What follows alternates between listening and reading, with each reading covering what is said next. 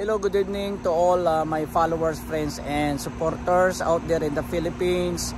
Maraming salamat sa patuloy niyong pagsusubaybay at pagsusuporta sa inyong tatay. Ito ang inyong tatay, nandito ngayon sa Red Rock Hotel at naghihintay ng mga spectators o manunood na dadalhin ko diyan sa going down to T-Mobile Arena.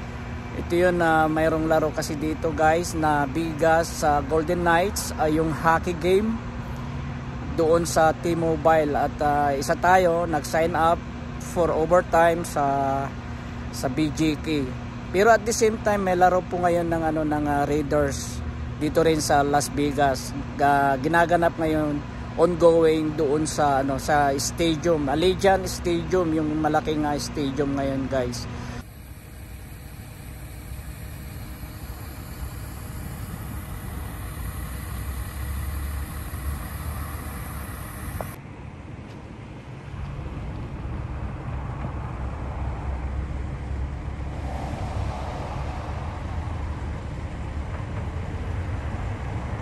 So ayan, napakasaya dito sa Las Vegas, Nevada ngayon dahil maraming taong pupunta dito at manonood.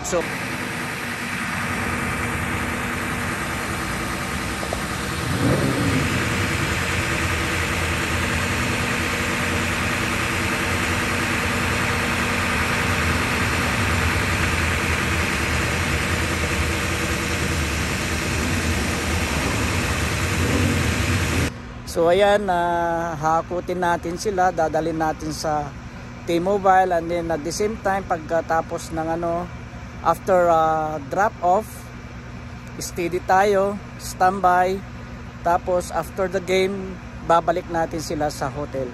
Ang Red Rock pala guys ay nandito sa sa northwest ng Las Vegas. Kaysa isang hotel dito sa northwest.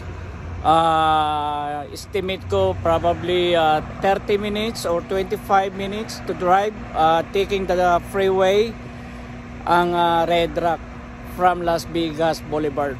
Yun lang guys ang overtime ko ngayon for 10 hours.